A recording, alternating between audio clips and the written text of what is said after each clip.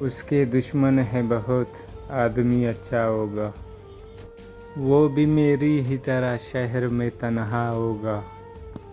اتنا سچ بول کہ ہونٹوں کا تبسم نہ بجھے، اتنا سچ بول کہ ہونٹوں کا تبسم نہ بجھے، روشنی ختم نہ کر آگے اندھیرا ہوگا۔ پیاس جس نہر سے ٹکرائی وہ بنجر نکلی، جس کو پیچھے کہیں چھوڑ آئے وہ دریا ہوگا۔ ایک محفل میں کہیں محفلیں ہوتے ہیں شریک، جس کو بھی پاس سے دیکھو گے اکیلا ہوگا۔